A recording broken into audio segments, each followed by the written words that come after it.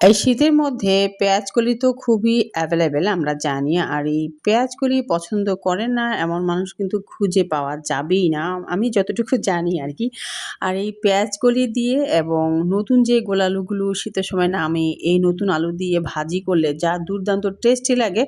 আসলে যারা আমার মতন এরকম ভাজি করে থাকেন তারা তো অবশ্যই জানেন। আর যারা জানেন না তাদের জন্য আজকের রেসিপি। আর আজকের রেসিপি মিস করলে কিন্তু অনেক কিছুই মিস করে ফেলবেন। কারণ এত সুন্দর একটা মজার রেসিপি মজা করে আমি রান্না করেছি। দুর্দান্ত টেস্টি হয়েছে। সো আমি আপনাদের সাথে শেয়ার করেই ফেললাম। কারণ এটা আমার খুবই একটা মজার রেসিপি। বাসার সবাই খুবই ভীষণ পছন্দ করে। রুটি কিংবা ভাত, পরোটা, পোলাও কিংবা বিরিয়ানি যেকোনো কিছুর সাথেই কিন্তু আপনি অনায়াসে মজা করে সার্ভ করতে পারেন এবং মজা করে কিন্তু খাওয়া হয়ে যাবে ২ প্লেটেরও বেশি ভাত। এরকম একটি মজার একটি রেসিপি আমি আজকে আপনাদের সাথে শেয়ার করতে যাচ্ছি। সুপ্রিয় দর্শক, আসসালামু আলাইকুম।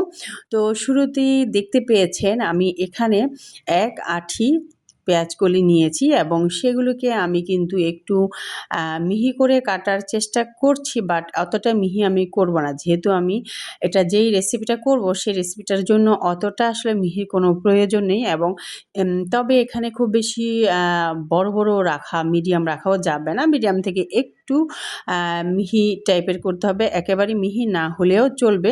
তো দেখেই নিশ্চয়ই বুঝতে পেরেছেন যে আমি কিভাবে কেটে নিয়েছি। পেঁয়াজ কলিগুলো কাটা একদম ডান। তো এখন এটার সাথে আমি আরও একটা উপকরণ অ্যাড করব, সেটা এখনই আপনাদের সাথে শেয়ার করব। সেটা হলো গোল আলু। আর এই গোল আলুগুলো কিন্তু পুরাতন যে আলু সেটা নয়। এখানে অবশ্যই আপনাকে নতুন আলুটাই ব্যবহার করতে হবে যদি আপনি প্রপার একটা টেস্ট পেতে চান, হ্যাঁ? মজার যে ব্যাপারটা সেটা পেতে হলে কিন্তু আপনাকে এখানে নতুন আলুটাই নিতে হবে। আমি যেভাবে করে থাকি, করার পরে যে টেস্টি হয় মাশাআল্লাহ আমার ফ্যামিলির সবাই খুবই মজা করে স্বাদ করে খায়। তো সেজন্য আমি সেমভাবে আপনাদের সাথে রেসিপিটা শেয়ার করছি। আশা করছি আপনাদেরও ভীষণ ভালো লাগবে। তো আলুগুলোও আমি সেমভাবে কেটে নিয়েছি। ইতিমধ্যে আপনাদের সাথে কথা বলতে অনেক দূরই আমি এগিয়ে এসেছি। এর মধ্যে আমি যেটা করেছি, আলু এবং পেঁয়াজ কলিগুলোকে মানে কেটে নেওয়া যেই আমি এতক্ষণ কেটে নিলাম পেঁয়াজকলি এবং আলু। তো দুটোকেই একসাথে ভালো করে পানি দিয়ে পরিষ্কার করে আমি ধুয়ে নিয়ে পানিটাকে ঝরিয়ে নিয়েছি, হ্যাঁ? আর এখন যেটা আমি করলাম, একটা ফ্রাই প্যান নিয়ে ফ্রাই প্যানে কিন্তু আমি সরিষার তেল ব্যবহার করেছি। এই রান্নায় অবশ্যই সরিষার তেল আপনি ব্যবহার করতে পারেন। আর করতেই হবে ব্যাপারটা এরকম নয়। তবে করলে একটা বেটার একটা অন্যরকম একটা সুঘ্রাণ বের হয়। এটাই আরকি, দ্যাটস ইট।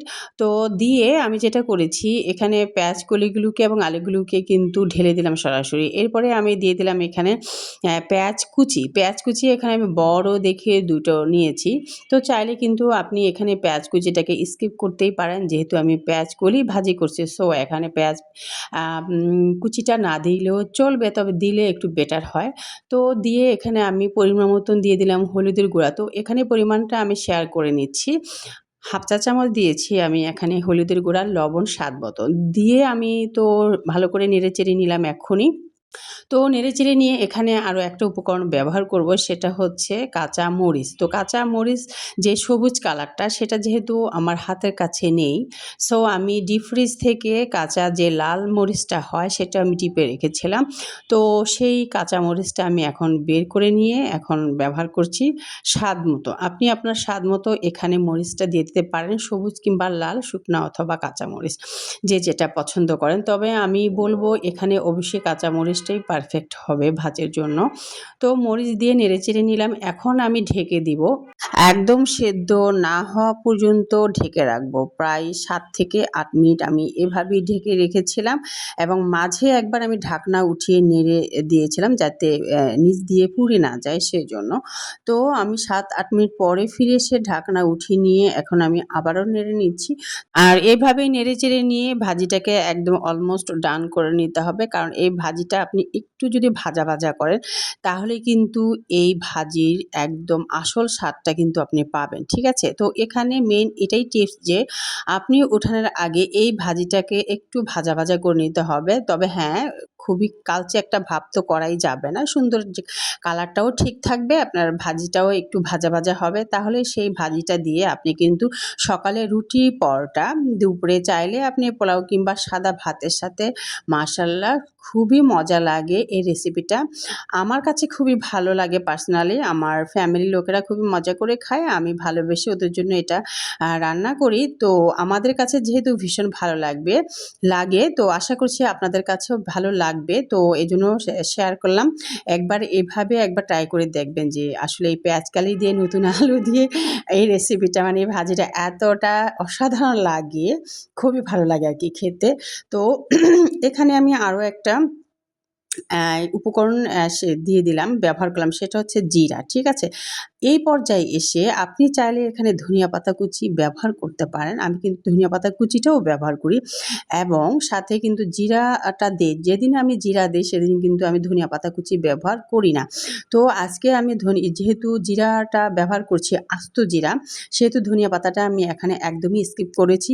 এখানে আরও একটা টিপস আপনাদের জন্য রেখে যাচ্ছি, সেটা হচ্ছে যারা কাঁচা ফ্লেভারটা পছন্দ করেন আমার মতো, তারা কিন্তু চাইলে উঠানের এই যে আগ মুহূর্তে দিতে পারেন, অথবা যারা একটু ভাজা, ভাজা পছন্দ করেন তারা অবশ্যই ফোড়নের মধ্যে এই জিরাটা দিয়ে দিবেন। তারপরে আপনি সবজিগুলো দিবেন, নাড়াচাড়া করবেন। ঠিক আছে? তো যার যেটা ফ্লেভার পছন্দ সে সেভাবেই কিন্তু এখানে এই জিরাটা ব্যবহার করতে পারেন। সুপ্রিয় দর্শক, দেখেই নিচ্ছেন যে আমি পেঁয়াজ কলি এবং আলুটা কীরকম ভাজা, ভাজা করে নিচ্ছি। আমার কিন্তু ভাজা, ভাজা অলমোস্ট একেবারেই ডান। তারপরে আমি আর ২-১ মিনিট কিন্তু এইভাবে নেড়েচেড়ে ভেজে নিব। এরপরে আমি সার্ভিসিং ডিশে সার্ভ করে নেব। সুপ্রিয় দর্শক, আমার ভাজা একদম রেডি। এখন আমি নামিয়ে নিচ্ছি। তো এইভাবে একবার ভেজে দেখবেন এই পেঁয়াজকালিটা আলু দিয়ে ভেজে নিলে এই রেসিপিটা কতটা দুর্দান্ত টেস্টি হয়। তো এখানে আমি খুবই কম তেল ব্যবহার করেছি। যেহেতু আমি একটু রান্নায় কম তেল ব্যবহার করার চেষ্টা করি, বাট যেখানে যেটা দিতে হয় সেটুকু তো দিতেই হবে। তো ভাজিতে তো একটু দিতে হয়, তো সেই পরিমাণে আমি ট্রাই করেছি দেওয়ার জন্য। তো খুব একটা বেশি হয়নি, ভাজা, ভাজা করে নিয়েছি আর সুন্দর একটা ঘ্রাণ কিন্তু বের হচ্ছে। বাট সরি টু সে যে আমি আপনাদের সাথে শেয়ার করতে পারছি না ঘ্রাণটা, যে এতটা স্মেলটা এতটা সুন্দর। যাই হোক, আমার কিন্তু সার্ভিসিং করা একবারে ডান। তো দেখে নিশ্চয়ই বুঝতে পেরেছেন কালারটা কতটা সুন্দর এসছে এবং খেতেও দুর্দান্ত টেস্টি হয়েছে, যেহেতু আমি ভয়েসটা দিচ্ছি খাওয়ার পরে। যাই হোক, আমার পেঁয়াজকালি এবং নতুন আলু দিয়ে ভাজিটা একদম রেডি হয়ে গিয়েছে। আমি এক্ষুনি খেয়ে নিব, কারণ এত সুন্দর একটা ঘ্রাণ বের হয়েছে আর দেখতেও লুকটা ডেলিশিয়াস। সো আমি আর দেরি করব না, এখনই খেয়ে নিব আপনাদের সাথে কথা বলা শেষ করে।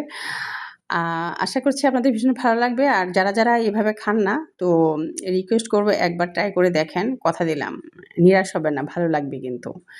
আল্লাহ হাফেজ। নেক্সট রেসিপিতে ইনশাআল্লাহ কথা হবে। ততক্ষণ পর্যন্ত সবাই ভালো থাকবেন, সুস্থ থাকবেন। আল্লাহ হাফেজ।